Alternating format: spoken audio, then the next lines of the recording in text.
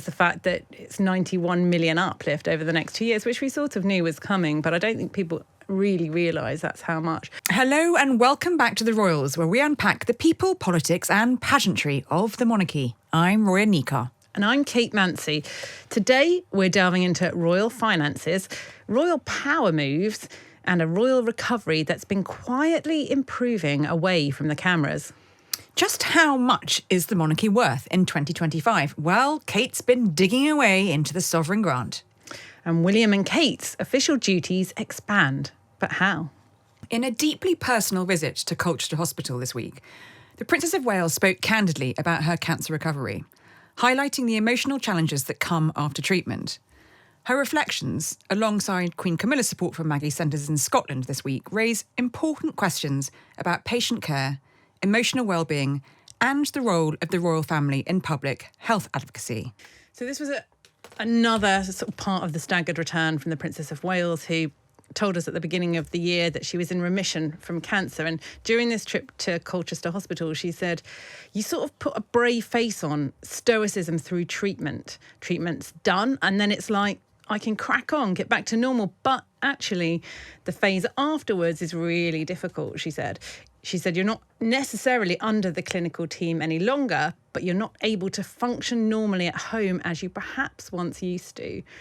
And then she went on to say, and actually someone to help talk you through that, show you and guide you through that sort of phase after treatment, I think is really valuable.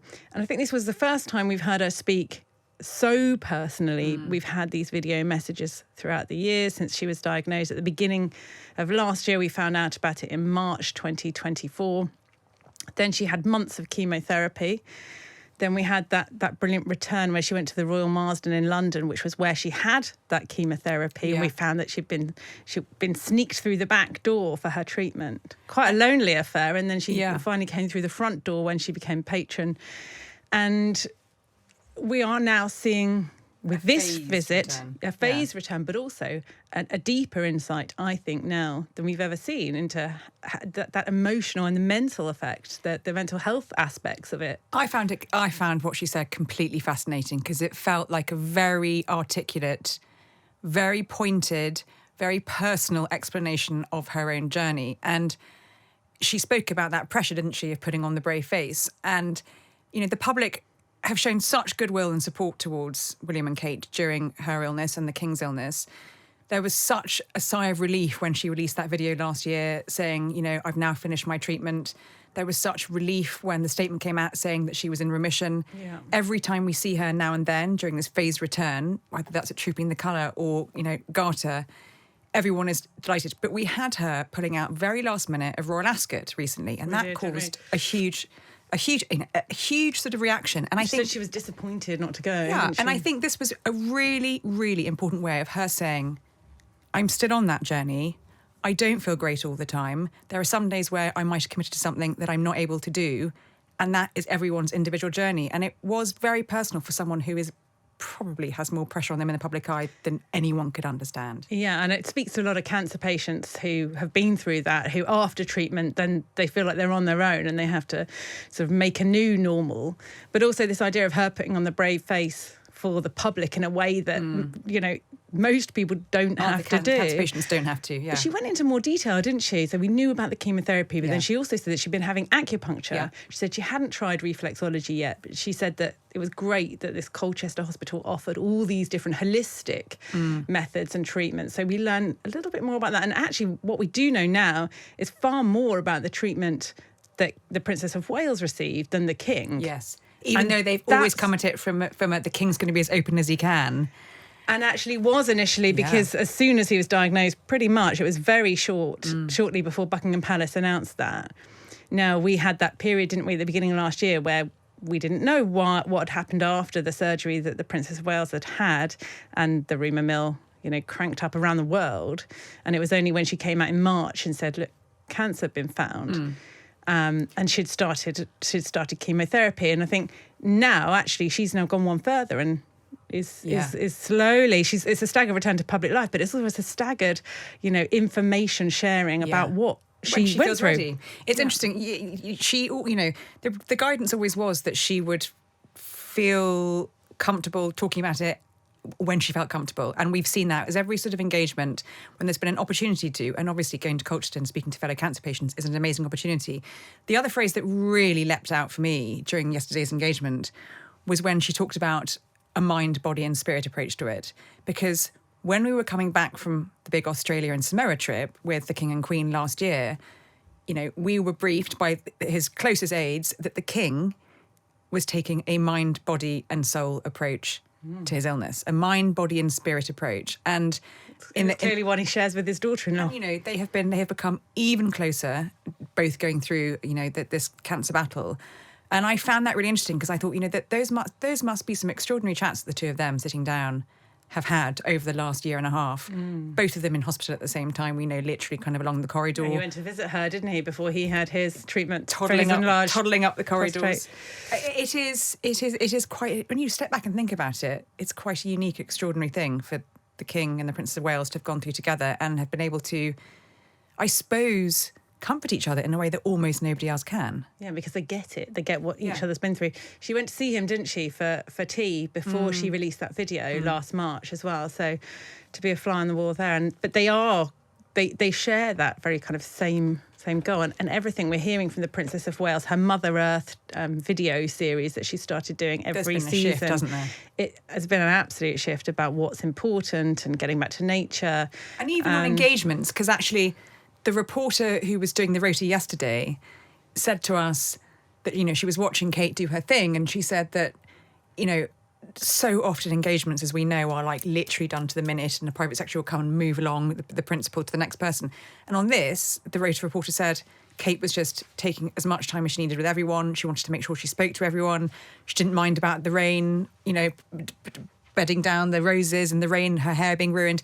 She was just happy to be there and happy to be able to kind of empathise and speak candidly with other cancer patients. And people might find this interesting, the reporting, I suppose, that goes into it, because you mentioned the rota reporter. So this idea that we can't have all the royal editors from the different outlets there in the room, and that wouldn't be, you know, advisable, and actually it wouldn't be a kind of an open way in which the princess could have those kind of deep and meaningful chats, which it did seem to be yesterday.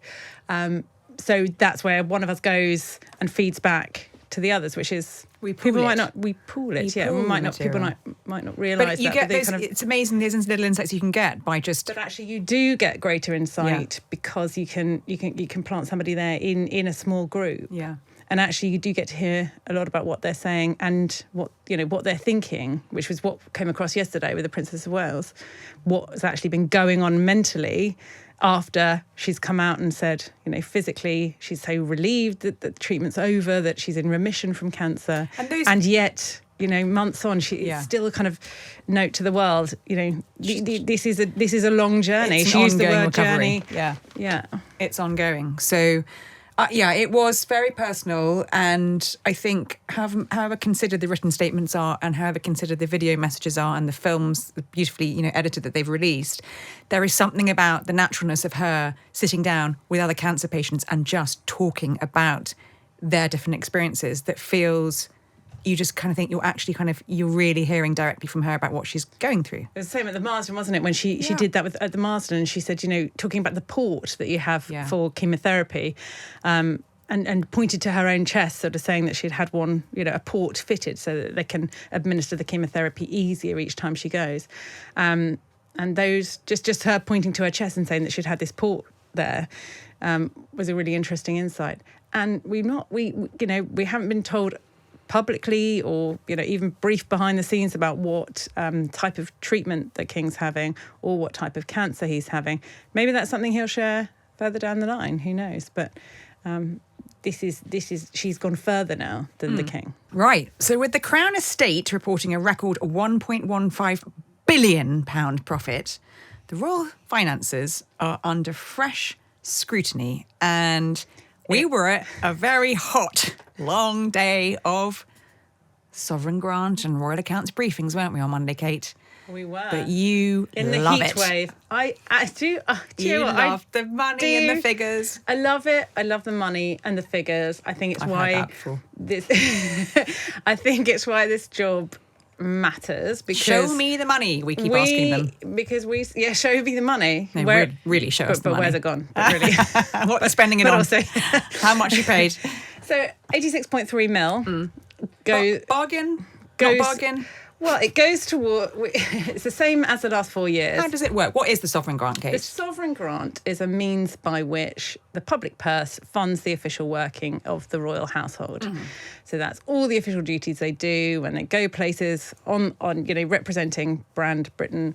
Planes, trains and automobiles. Planes, trains, automobiles, helicopters, a fair few of those. Yes, there are. And in 2012, the civil list, which was the old way of funding the royal family, was replaced by the sovereign grant.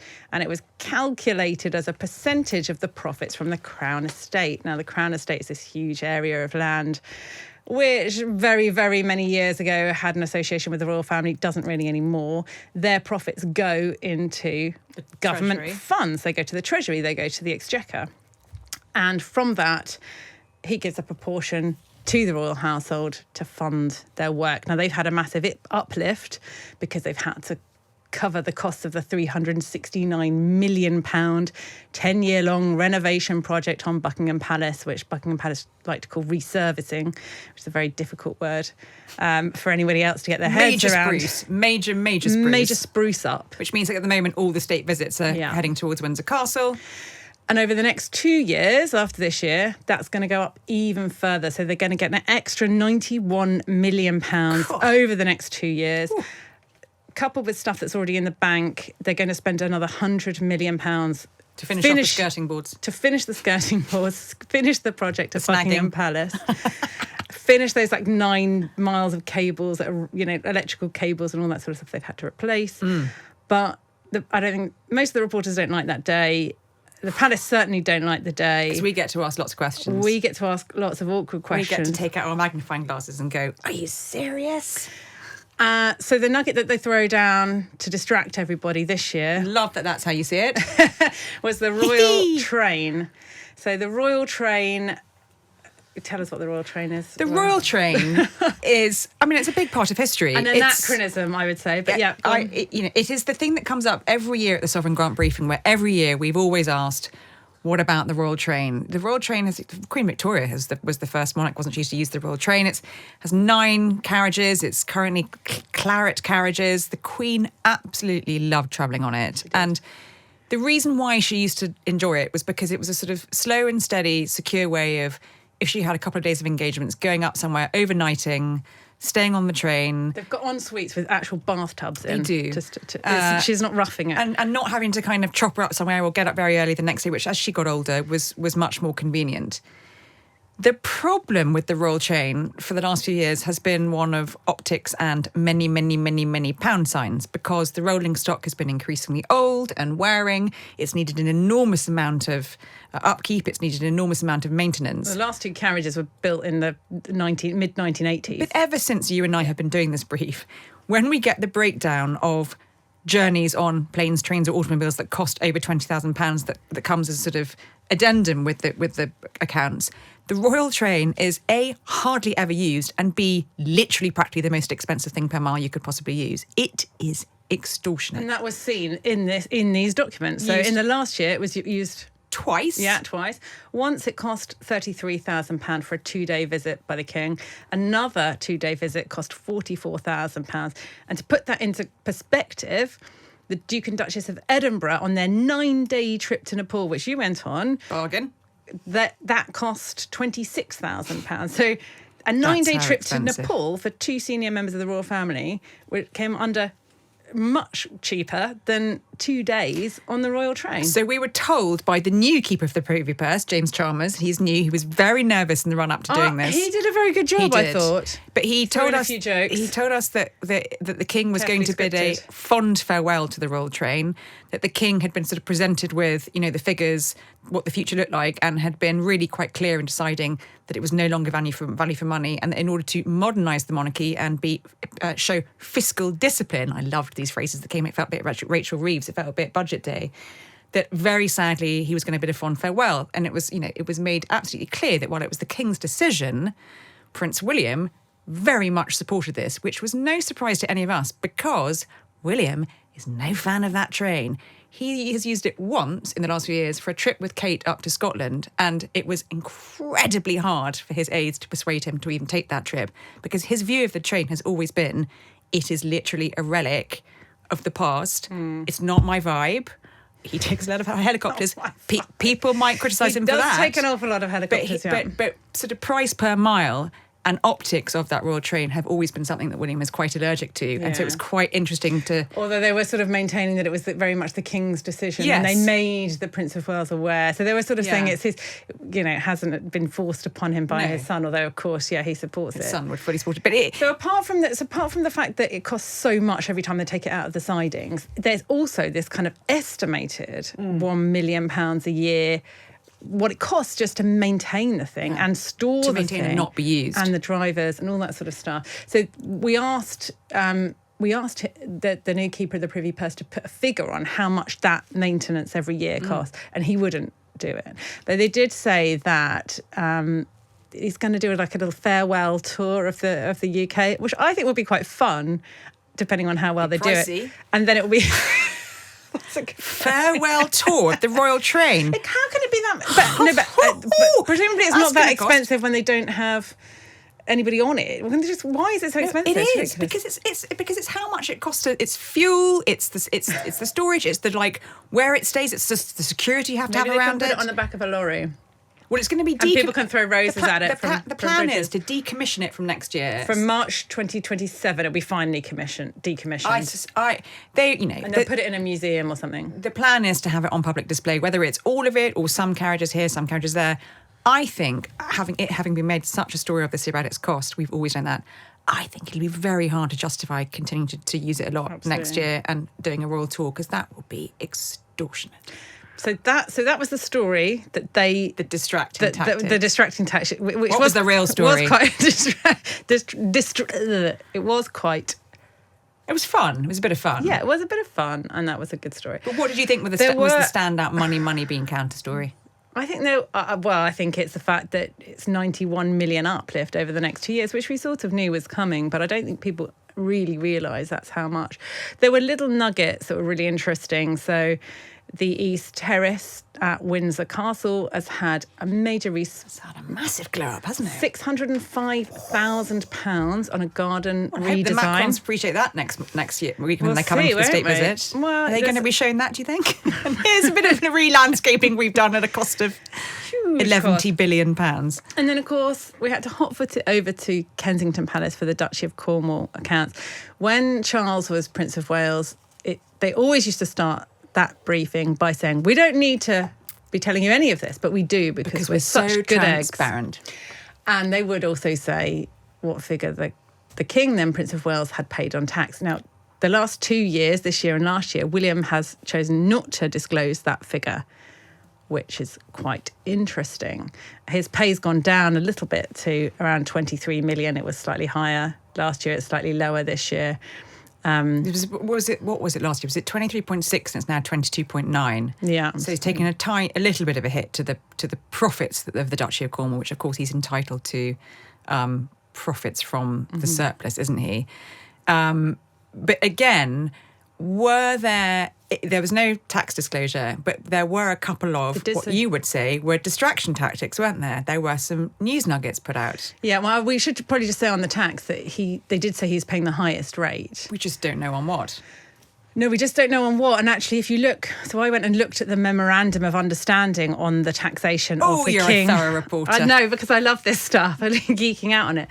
And if only I could geek out on this kind of stuff. 2022, where after the King, it was 2023, a new memorandum of understanding on taxation was issued by the Treasury. And tried not to fall asleep. But that's a page turner, Kate. It is, but it says that before William pays tax, he can take off all his expenses for his official business. Yes. That's anything to do with his official business. So presumably that can be not just the uniforms he wears when he's doing Trooping the Colour, but that can also be I don't think he pays for presumably those, any other outfits. But he can be, but that means that he could be deducting quite a lot of expenses before he gets down to a figure from which he can be taxed. But because we don't know... So it's pretty... Unless you disclose that figure, it's almost impossible to even guesstimate how much tax he pays, regardless of being told he pays the highest rate. The distraction... But what did Will Bax say? So he's the new keeper of the Duchy of Cornwall. Yes. He's got a wonderfully old title, which I wish I could remember now. Well, he said he was chief executive, but then secretary as well. His official title is secretary and keeper of the Duchy of Cornwall. So the kind of news nuggets at the top were, what was interesting was, he acknowledged that we do acknowledge there's been a lot of media scrutiny on the duchy in the last, year. Of course, the Sunday Times with dispatches as well did this huge investigation last year into the duchy, and a lot of things came out that people didn't really fully know or were aware of. Things like, they're a commercial landlord, but I think some people were surprised to discover that, the duchy was charging hospitals and car parks and the armed forces and the navy and the army. Anyway, millions of pounds worth of public body money, so taxpayers' money, is actually going to the landlord that is either the king at the Duchy of Lancaster or William at the Duchy of Cornwall. So the announcement that William Bax made was that, mindful of the media scrutiny and wanting to stop and reflect and be more socially conscious, blah, blah, blah, et cetera, in this new direction that William wants to take the duchy in, William will now, going forwards, waive rental charges to some local grassroots organisations that fall on duchy land. The example was given of the Scouts. The Scouts. Yep. They'll look at things like primary schools and also give up to 50% rental discounts to local charities who are actively operating on duchy land. But nothing about public body. So the public body contracts will stay the same. Now, there doesn't seem to be any NHS on William's land, but certainly there's lots of military bases and things like that. But that's not going to change. No. So it's just the kind of small groups that will get a bit of a... Either have their rent waived entirely or have a cut. But that's interesting because obviously it's rattled them, that story that came out in November. Now, I phoned the Duchy of Lancaster after that and said, Did you geek out a bit more? I said... It's Kate, and their hearts sank. It's her again. It's the set your watch by this phone call every year. Where are your accounts? They're coming out. They're not ready yet. They're not publicly available yet. But also I said, are you going to do the same, as the Duchy of Cornwall? Yeah. And they said, well, actually, we have offered lower rates and cut price rates to some of those groups for a long time anyway. But we are now actively reviewing our other contracts. So kind of watch this space, I love the competition between the two duchies as well. Space, won't you, I should be watching that space with my magnifying glass and my calculator at the ready. Do you do spreadsheets? I bet you love a spreadsheet. I do quite like a spreadsheet. I literally, I loathe a spreadsheet. It sinks my soul. So more to come on that, I think, because we're all going to want to know. And also, it was interesting about this Buckingham Palace project. So far seems on time and on budget, but current plans, they said. Yes, but currently on budget and on time. Currently means things can change. It's a bit of throat clearing and looking back down at the paperwork where those questions were going on. Oh, come on, I don't know any building project that hasn't gone over budget and over time. Don't you think that there might have been room for that original figure that was given out publicly of 369 million to have been slightly over what was actually quoted, so that it would have given them a little bit of wriggle room? If they've got £100 million left to spend in just 2 years. Gosh, that snagging better be thorough. Let's watch this space. Now, from public finances to royal influence, or influencers, William and Kate have just been granted the right to grant royal warrants by the king. Now, this seemed to be... something else you've been on. I've been on. There's been a long delay over this, and people have been saying, well, why haven't they been granted this right earlier? But Buckingham Palace has announced that the king has given them the right, and that means that soon anybody who is a supplier who supplies Kate and William with their stuff, anything from the fencing at Anne Hall to, Kate's face cream, could reasonably to William's apply recyclable ties. There's going to be lots of yes. sustainable brands on that list. So much sustainability by royal So appointment. how does it work? So how do you go about getting a royal warrant Tell for me, your... Kate. Well, If I want to apply. if you're already supplying one of the other royal households, so perhaps you're supplying something to the King and Queen and you already have a royal warrant, you can apply now Right. until the end of July. Okay.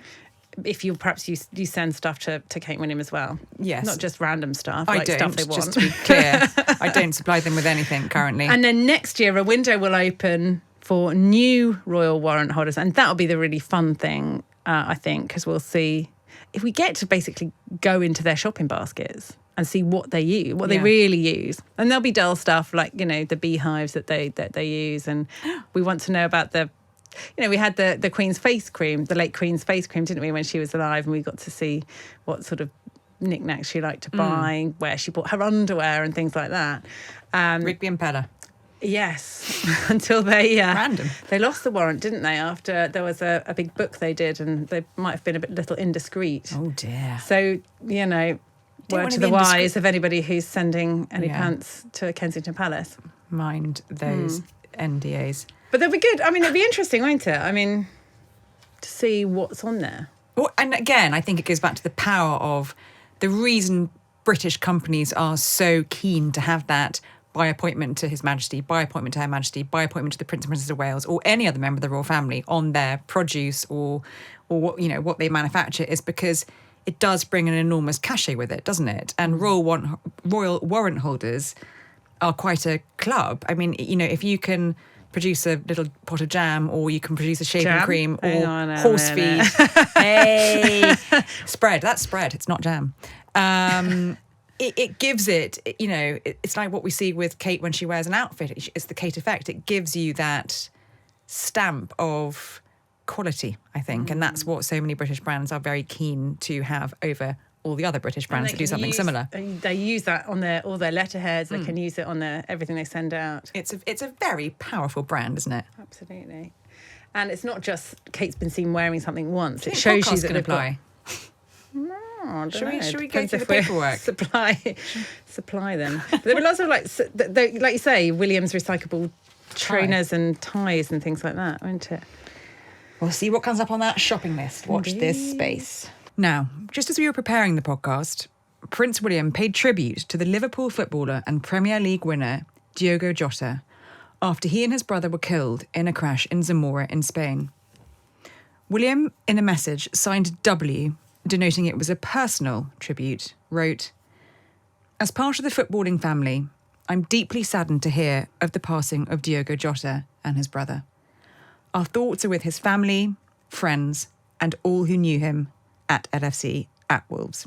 Of course, William is patron of the FA and a really keen football fan. So that's why he's made that statement. And it's really, really sad news.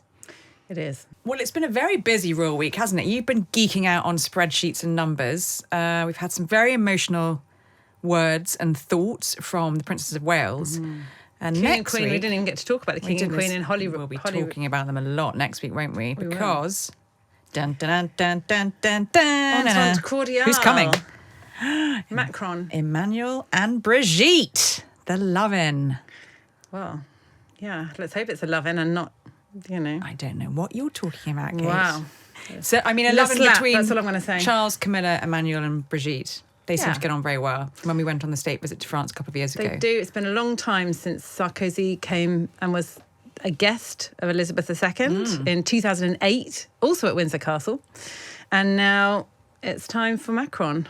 This, of course, is the first of the state visits to be held there for a while because we've just been talking about the Buckingham Palace spruce. So you and I will be hot-footing it with our tricolores over to Windsor. We will. And President Trump will probably be watching on the television because this is coming up for him very soon too. Do you think he might think about what the template looks like and what his fest might look like? He's going to count the number of horses and soldiers and then he's going to double it. Macron had this. I want that. It's going to be jolly. I'm looking forward to that. It's going to be colourful. Fun. It'll be stylish. It will. I bet the Queen wears Chanel. Maybe Do you Dior, reckon? maybe Chanel. She likes both. King speaking French, Macron speaking English. Macron getting back in touch with his old chum William. Remember we were in Monaco? I do. Yes, it's all going to Let's come hope together. Macron keeps that. Remembers us. Yeah, keeps his speech a bit shorter than he did in It was Monaco. long, wasn't it? Perhaps you could send him some thoughts on a Oh, la, la. spreadsheet. Yeah. See you in Windsor. See you there. Bye for now.